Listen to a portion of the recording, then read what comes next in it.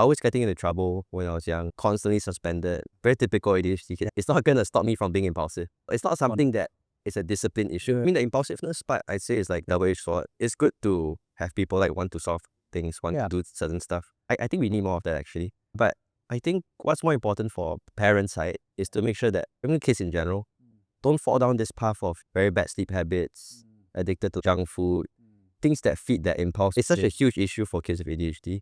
Even for me, I find myself sometimes falling into this trap again and again. So I say that's the bigger issue. Welcome to Brave.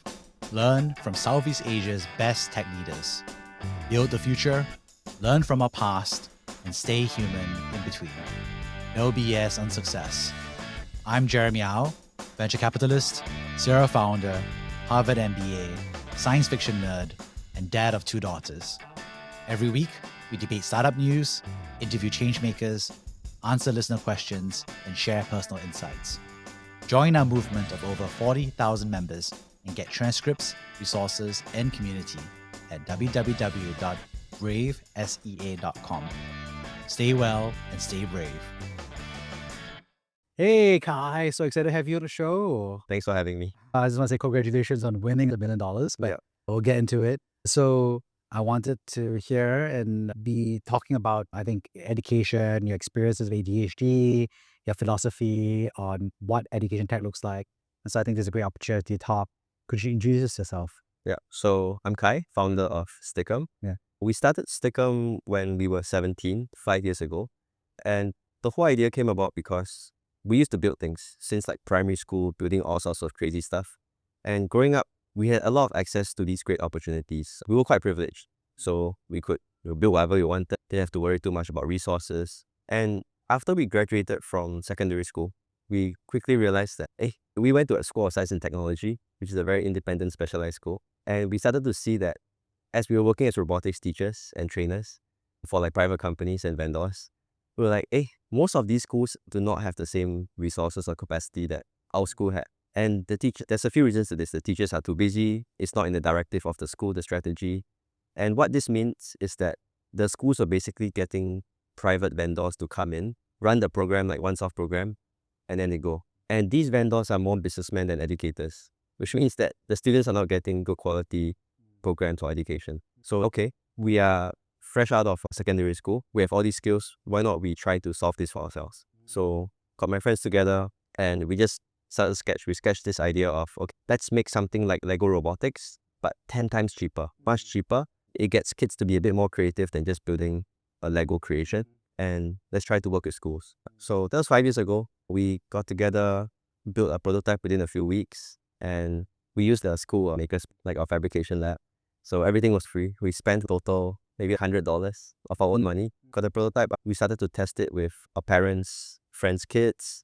We went to school teachers that we knew, just started testing, and slowly by slowly we started to grow the more idea. Yeah. So that was 5 years ago.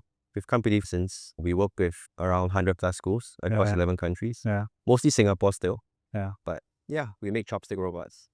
And I think you've done such a tremendous job over the past 5 years. I want to go all the way back to the beginning, right? Because you studied at Polytechnic, you were a student, you have built this company. So how did you even come up with the idea at the age of 17? So after SST, School of Science and Technology, when I left, I did the early admissions exercise to enter Singapore Poly because I cannot study. Like, I'm really bad at studying. And it was a great opportunity because I could use my portfolio and my stuff I've made in the past to demonstrate why they should let me in instead of having to study for my O-levels. So when I got in, I did the engineering with business course. It was because I think my mom or someone said, there was this famous phrase, every engineer or any engineer can become a businessman, but no businessman can become an engineer. And for me, this was a good phrase because I was thinking, should I just go full into business school, or should I just do engineering? But if I did any of these, I'll lose touch with the other. So I was like, there is a course that does both of them, touch a bit of everything, because I'm a bit of a generalist. So I was like, why not just do both of it? So I got in, I was quite bored, and I was like teaching robotics on the side. So I think my past experiences making and tinkering stuff, combined with me teaching and actually seeing what the schools were going through and how terrible the system was for STEAM education, I think that got me, let me try to fix it by myself. And before we're talking about the product market fit situation, you said something interesting, right? Which is that you said that you were bad at studying, But at the same point of time, you're also doing robotics and everything. And I empathize with that because for myself, I was also in the robotics club back in secondary school. Yeah. I did a micro mouse and the Lego Mindstorm competition. Yeah. And then, I did the O levels and I went to junior college. So I'm just curious, like you say you're bad at studying. So I think most people are like, wait, if you're doing robotics and you're so good at education, why are you bad at studying? I think robotics, I wouldn't even say I'm good at robotics. Yeah. I'd say I'm very good at tinkering and building stuff in general. So in secondary school, poly, all the competitions I took part in, the projects I did, were more based around tinkering. How can I get different stuff together? Like for example, I did underwater robotics competition where all I used was a Tupperware for the body. Right. Because Tupperware is waterproof, right? Yeah. So I use Tupperware, I use PVC pipe. My whole life has always been just piecing stuff together. Yeah. Make a flame, use a lighter, use a turkey marinade injector, all kinds of stuff. And I think that's completely different from actual studying, like chemistry, humanities. Like I memorize and regurgitate something. What I can do is piece different concepts together to solve problems in a very creative way. And there you are tinkering with all these things. And I think it's one thing, obviously, to be going for competitions. I think to be saying, I want to build a company that does robotics. Totally different things. It's like playing football versus building a football team as a company. So what was that? What was it like to figure out that product market fit, the early days, the ideation? Yeah. So when you go for competitions, it's very direct objective, right? You want to win, you want to pitch the best you can. Yeah. Lucky for me, I saw that very early on that this company is very different from how we approach hackathons. Because there's so many hackathons now that people are going for that.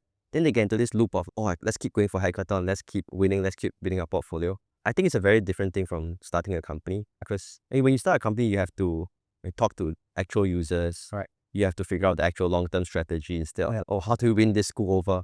We win school one by one, but there's no long-term strategy. I think only in third or fourth year of Sticker is where we started to grow up a bit. We started to see, okay, let's not just slowly win schools over and build a very good product. We need to actually design an ecosystem that allows for revenue, allows for like growth between the different schools by themselves. All those different stuff, we did not really have that kind of deep insight when we were young. But now that we're like slowly getting older, a bit more experience, I slowly see like our brain forming into approaching different stuff together, systemizing all our processes, getting very good data points from schools and everything, which was not there in the start. And was it like, I don't know, like you woke up in the morning and you're like, Lego Mindstorm, it's expensive. But like, how do you say, hey, I want to build something that's cheaper? Or that one. That was the turning point. I think it was when I came back from teaching a class one day. I went to a GP school. I was teaching Python and microbit on this controller that all schools are supposed to do now. Yeah. And I was like, wow, as a trainer, although I have this deep engineering experience and everything, I did not feel confident teaching these kids because this was completely out of my depth. I'm not an educator. So I already had this nagging feeling that, okay, this is not my place to teach. The company brought me in as cheap labor. They're paying me like 17 per hour. I'm so happy. 17 per hour is great for like a 17-year-old. Yeah, exactly. Yeah.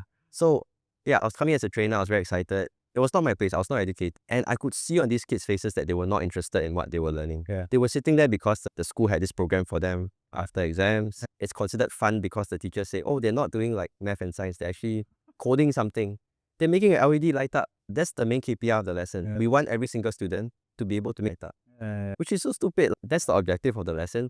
That's the learning outcome that you want out of the kids. So I think that kind of like radicalized me to think, wow, if we are like so well resourced in Singapore, but the students are not getting great learning experiences, they're getting great curriculum, but outside of the classroom, what's going on? Yeah. It's pretty rough. Yeah. So it's one thing to be radicalized because I'm sure I think every teenage student is radicalized against the school. Yeah, correct. Every student is like, why is my principal so stupid? And then you graduate, then you start to see, okay, that's the way the schools work. Yeah, incentives and everything. Okay. But again, it's one thing to be radicalized as students and say, this isn't a good curriculum or syllabus. But again, I guess this time you're a trainer. And another thing to be like, okay, I want to build a company. So what was it like? You're saying like, I don't want to teach Python and stuff. I want to teach something that's more easy or fun. I think having the confidence I can solve this problem for myself. Yeah. Instead of just saying, it sucks, but they're paying me my money. I'm just going to go through poly. I'm going to study hard. I think for us, that's the difference, that we step out of that mindset of it sucks, but there's nothing we can do about it. Yeah. By instead saying, okay, I'm resourceful enough to know that I can create something similar. Yeah. But that's much lower cost and much more creative. Yeah. How can I do that? Yeah. And how did you do the ideation or iteration of the product? Because there's so many ways you could do it, right? You could have made, I don't know, Lego Mindstorm, exactly the same, but 10 times cheaper. From certain example, right? Yeah. Maybe like one approach. So, why Chopstick robots? Why it's very unique. I think, approach, right? So I'm just, how did you iterate there? Yeah. So there's hundreds of STEAM kits out there. I'm sure as a parent, you've seen so many Shopee stuff, so many stuff on Taobao. The issue is that I think for us, because I used to build with a lot of STEAM kits, a lot of them are lacking the creativity aspect where it's very open-ended. Because Lego, yes, you can have hundreds of different pieces. You can buy extra pieces, you can add on. But you feel have to go a bit crazy with Lego. You can't cut it. It's so expensive. You can't attach cardboard. You can't attach raffia string. Cut bottles are attached to it. For me, tinkering is about that. It's about putting different pieces together and just going crazy with imagination. And I felt like there was not many STEAM kits that did that. So when I first had the idea for Stickum, actually the initial idea was maybe let's use cardboard as a building material. And cardboard's not very sturdy. How are you going to supply cardboard to every single child? So then I looked around my house. I was like, okay, what building materials can I use that's very open-ended? Then I opened my cupboard. Then I was like, oh, chopsticks. Tapao chopsticks. Because everyone has a small stash of tapao chopsticks. So I was like, okay, chopsticks they're very sturdy actually. You can cut them, you can snap them and they'll be fine. You can customize them and they're quite cheap. I think using that as a base point, let's use chopsticks to build stuff. Then, okay, you have chopsticks. How do you connect chopsticks together? 3D printed connectors. Right. Yeah. So, yeah, that's how Stickum came about. Oh, chopsticks can be a variable building material that. Yeah. Yeah. And I think what's interesting is that you can not only use chopsticks, now you can put in other materials, other formats, that how do you kind of visualize that? I have to ask the basic question, right? Like, what's so good about tinkering anyway for kids? Because I have a 5-year-old and 4-year-old, and they're both going to robotics camp because my wife thinks it's good. Okay, and to be fair, I think they correct. So what's the value of this tinkering from your perspective versus a more Lego? Everybody knows it, and they've been playing with it. It's safe. Yeah. So I think exactly what you said. When you go for those like robotics boot camps, which all parents are sending their kids to. Yeah.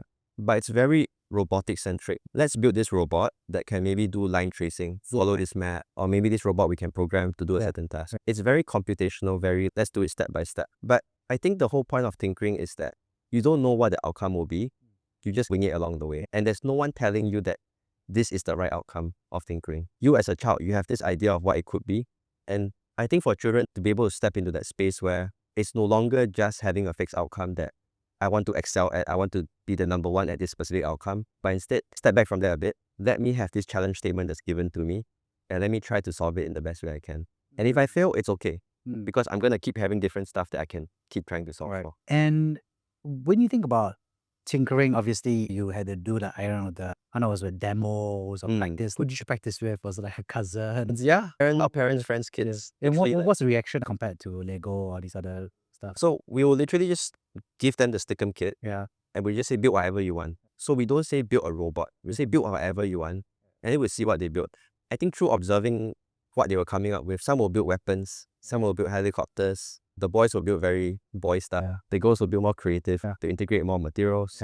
By seeing where that natural kind of urge to build something came from, we can start to see, okay, if we slowly prompt them a certain way to think about certain thing, how can we enhance their learning experience? And I think one interesting thing is that you talk about how it's different from the pedagogy or the curriculum checkpoint, right? Yeah. Which, if I flash back to my old days, probably I went through some of my old classes like that as well. Yeah. So why do you think this pedagogy exists versus a more tinkering mindset? I think it's standardization. Yeah. Because it's very hard to, as a school administrator or principal, wrap your head around the student not having a fixed learning outcome. It's very difficult to say, okay, we don't know what the kids are going to build, but as a broad idea, we want them to be more creative. We want them to have hands-on learning.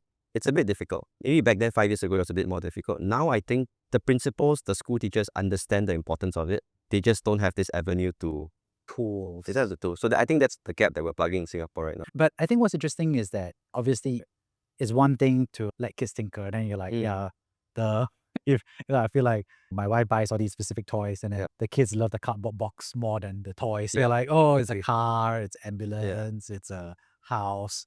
So they didn't have a tinkering mindset. So I think obviously having a STEAM kit that's educational but also lets them tinker makes a bit more no-brainer sense for the kids. But obviously you said that you understand how teachers have these, I don't know what you call it, incentive structures. So it must have been like quite a difference to be like giving something fun to kids versus selling something to teachers, right? So can you talk to me about that process? Or what was it like to try to move towards selling it versus letting kids playing? So after the first few months of testing with the kids playing, but the first thing that happened was, because I built very publicly, this HOD of a primary school reached out to me and he was like, hey Kai, I think we can use this in our school. So then I started to actually have forced myself to see how this can work, plug into the education system instead of saying, okay, STEAM kid should be able to work in the school. And I think how we tied it back is that we know that the certain teachers have their learning outcomes they need.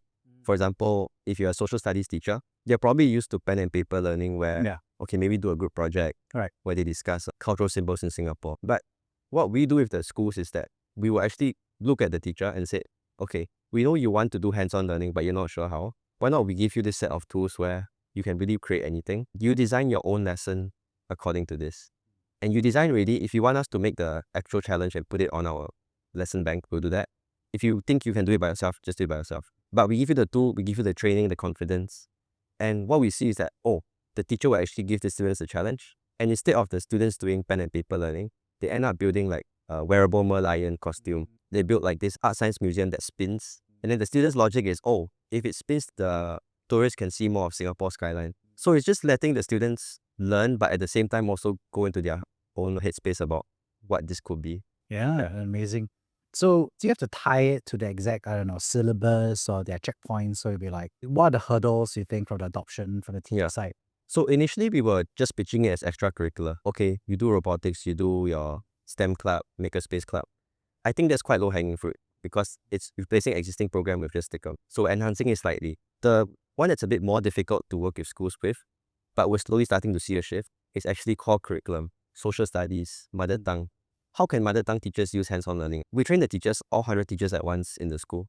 And then what we're starting to see is the mother tongue teacher, when I go back to the school 1 year later, the mother tongue teacher will tell me, hey Kai, I used your Stickum kit for my dragon boat activity. I got the kids to build dragon boats and I got them to share in Chinese about what they made. So I think it's seeing all these interesting core curriculum usages that is more interesting to me because that means that we're getting the kids to actually have a bit more of an exciting learning experience in the classroom. And not just, okay, at the end of the term, we're going to build robots for post-exam activity, 3 hours a year. Yeah. Which is quite wasted, I think. Why not enhance the actual curriculum itself? And make it more fun. And obviously, if it's fun, then it's more absorbed. Exactly. Sticks better as well. Higher learner engagement. And I think what's interesting is that obviously, I think education tech often has that struggle, right? Because, you got so many constituents to deal with, right? You got to do with the kids, which is, do they want to do it? Correct. Because if not, they're going to spit out the broccoli. And the actual customer. Then you have your extra customer, which is your teachers and schools and then parents. So how do you sort out all these different stakeholders from your perspective? I think the students one is easy. Yeah. I think it's quite a no-brainer for students. You want to do the actual and paper, or you want to build the Merlion. Yeah. That one is easy. I think that was never an issue. Exactly, yeah. It was never an issue from the start. The schools one, it took us a while because first of all, it's hard to get into a school in the first place to even talk to the teachers. Yeah. And then as you talk to teachers, you slowly figure out what are the things that they're concerned about. What are some ways that you can align your business model to actually, because selling hardware to schools is horrible. Yeah. It's a one-time sale. Yeah. Then you have our academy subscription. It's a very small amount per year. But then my question is, okay, how do we align with what the teachers need?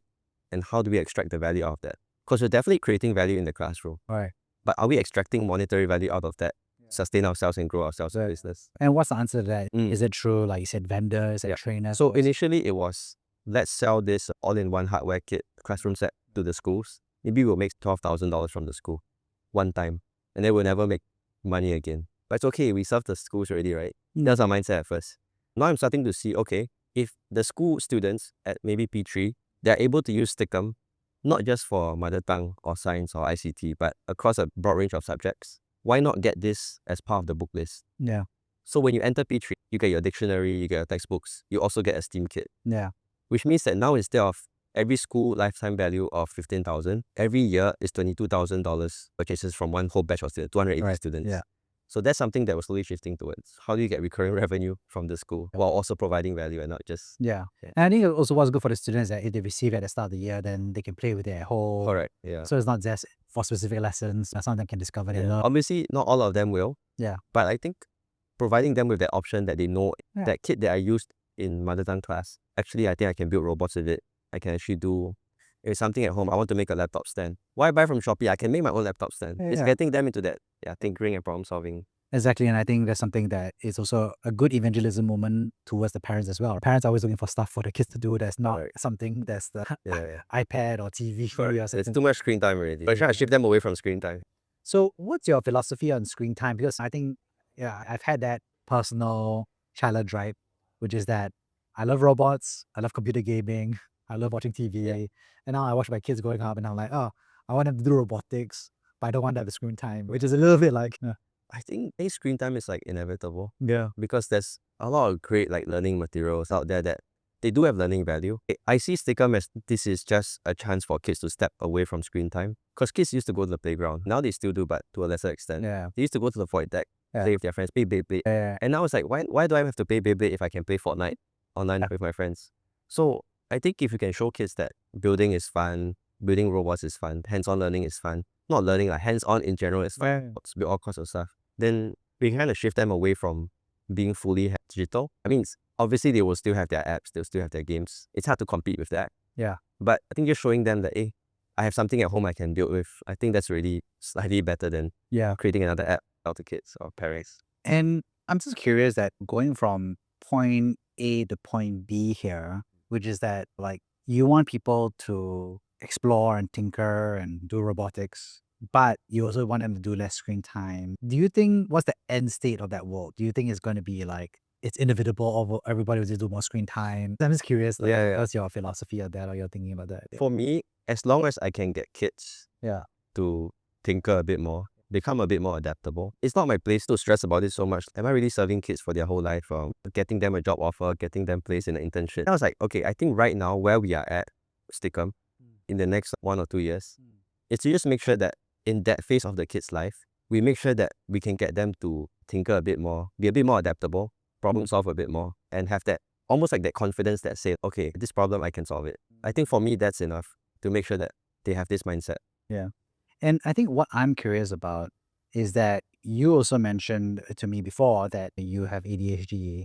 And I'm curious about it because we talk about the story, which is like, there's a founder story, it's the founder, but you also have ADHD. So tell me more about this ADHD diagnosis that you got. Yeah. So I was diagnosed with ADHD, I think primary. Yeah. That came about because, so I used to go to consider like the more elite schools. Then my mom shifted me out of the primary, which is more of a neighborhood school, because this teacher said there's something wrong with this kid, but I don't know what's wrong with this. And then after that, my mom brought me to the GP just to find out if I was like autistic or something. Then he said, oh, he's definitely special, but they don't know what kind of special. So then she brought me to Child Guidance Clinic, IMH.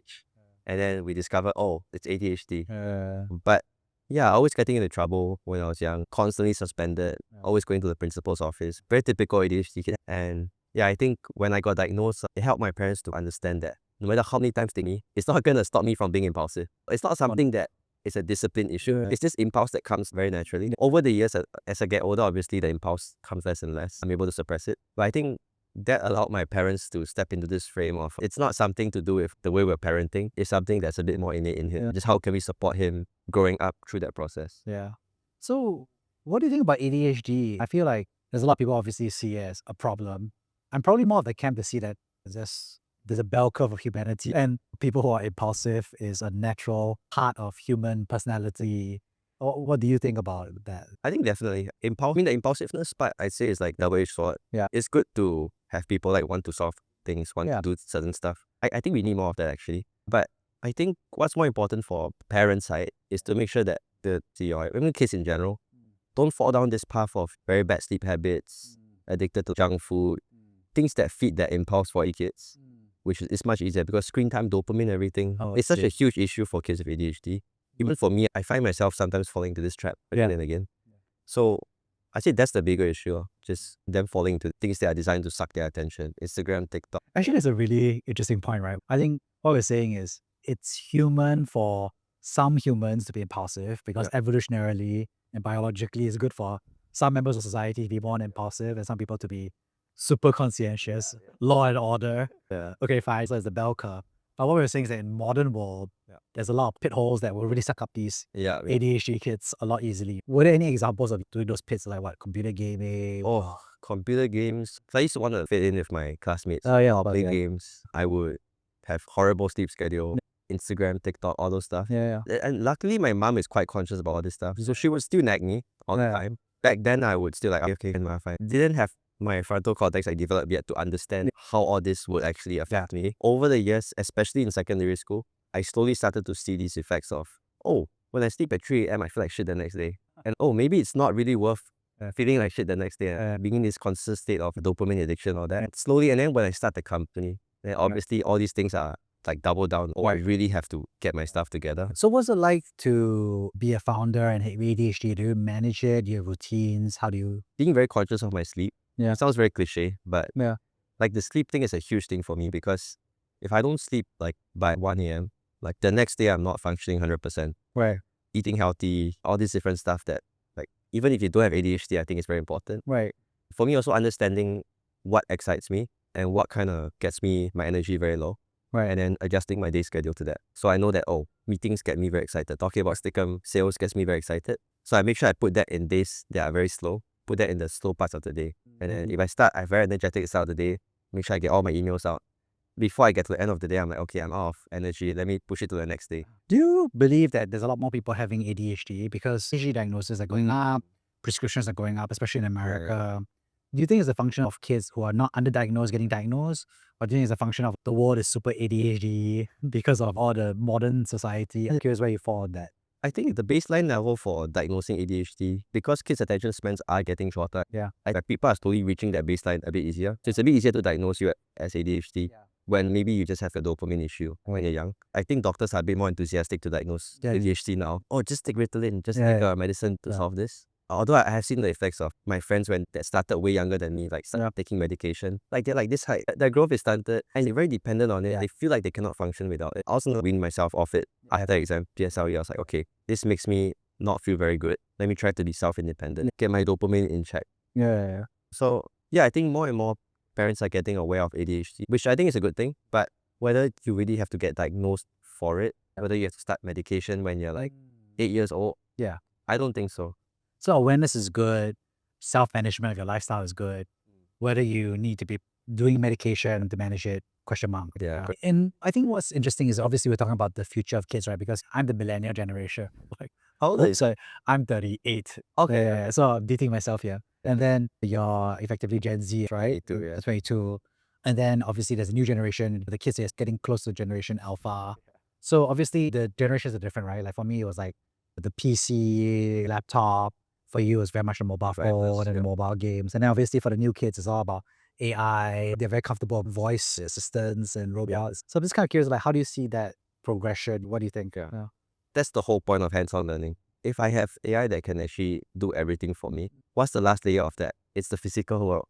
And if the kids are just constantly depending on AI to solve problems for them, they're very comfortable getting information just immediately. And okay, I have this information, I'm going to feed it here. That's done. I think it's shortening that cognitive process of actually thinking. But I think what we can do is give kids more hands-on time, make them less lazy. So with a lot of our challenges, we deliberately make it such that it's not about gathering information, because that's going to get easier and easier. But it's more about presenting your solution in a way that you can't really do with AI. You can't get AI to speak for you. You need to be the one speaking, communicating. It's this whole like 21st century competencies, adaptability, problem solving, communication, all that.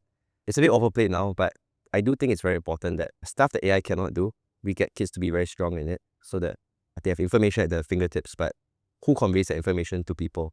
Who pieces information together? I think it still has to be the kids. And I guess my second last question here would be, let's see, obviously you recently won like $1 million prize in a Hult competition. What was that process like? What was the experience like? Honestly, we didn't think we were going to win. We went into the competition because tried to apply for competitions where if you get exposure to mentors, if there's funding available. The Hult Prize was really just, okay, let's try to get exposure to these good mentors. You get to go to London for a month, stay in this like beautiful castle for free. So, okay, this will be a very fun experience in this castle. We get to meet like world-class mentors, world-class startups in the social impact space. So let's just go there, refine our pitch, learn a lot. And then, out of 15,000 teams, we went to the accelerator, 20-something teams. And then slowly we got into like semifinals, finals, 8 teams. And we're like, oh shit, maybe we got a chance.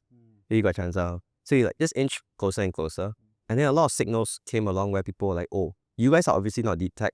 You're not biotech. You're not changing like 1 billion lives with like water technology. But what we did have is traction. We've been around for 5 years, which is quite long. We have actual revenue, profitable, operationally profitable. And the product is very easy to understand.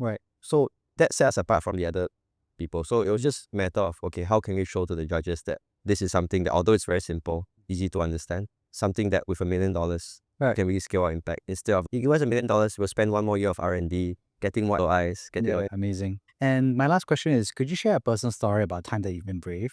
I think during the PSLE period, this was in B6 lah. During the PSLE period, the teachers was like, this guy's like a gone case.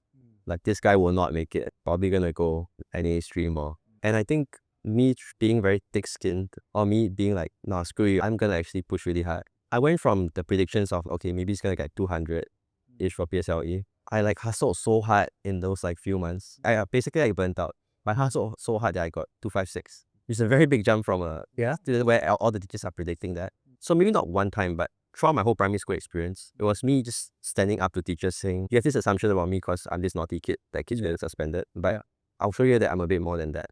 I'll show you that, hey, I can. And yeah, I think just not getting beaten down by all those teachers that were not supportive. There are teachers that were supportive. Yeah. But I'd say it's like half. Yeah. That's just that, sorry, your kids are going case. We'll try to, sounds like you're putting down an animal. Oh, we'll try to make him comfortable until he goes on to the next phase of his, maybe ITE or poly. Yeah. I'm curious because obviously there was an experience where you were that primary 6 kid going through the experience where people didn't believe in you and you wanted to surpass your own expectations and those of the people around you. But now that you're older and now that you're somebody who sells to those teachers and talks to those teachers, what do you think? Do you have a different view of those teachers today? How they were approaching it or how they were viewing you as a student? Because, you talk to those teachers who are talking to their own problem students now today, that's a good question. So now that I grow up a bit more, yeah. Actually, a very specific example, in primary school, I had this teacher that emptied my bag out in front of the classroom, tossed it across and just yelled at me. So I found out after I grew up that he was having problems in his own household. Yeah.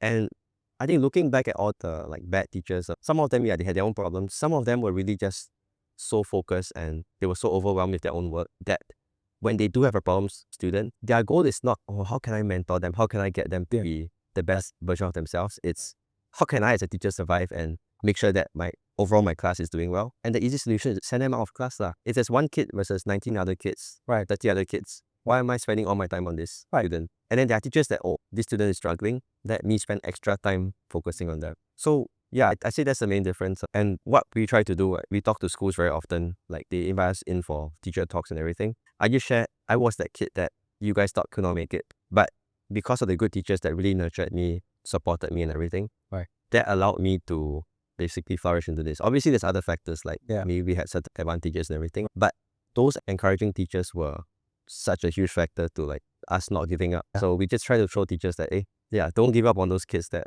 are really struggling. Try to support them, see where they're coming from. Even if they're not good at studying, they're probably passionate about something else. So try to develop that passion and not just fit them into this mold that, every Singaporean has to be fit into. Yeah. No, I think that's such a beautiful way to wrap up this conversation, which is, I think, now that you have empathy for the teachers to manage you as a student and see both sides of the story. Thanks so much for sharing. So I'd love to summarize the 3 big takeaways. First of all, thanks so much for sharing about your own personal passion for STEAM and tinkering and robotics and how that eventually translated into building something that you felt made sense, which is, I think, a tinkering like system for robotics and for kids to be able to play with. Secondly, thanks so much for sharing about your own personal struggle, right, with ADHD, your own like kind of learning journey. And I think that really is quite such a helpful way of seeing it from your own personal student perspective about going through being a student founder, managing your own ADHD routines and lifestyles and what you think about society as well. Lastly, thanks so much for sharing about the company itself. I think it's just fascinating to hear somebody who's built a company and started it at the age of 17 and now you're 22. Very solidly Gen Z, 5 years, and with revenue, winning $1 million prize, investments. And also, I really enjoyed, I think, your sharing about how you iterated on the product market fit.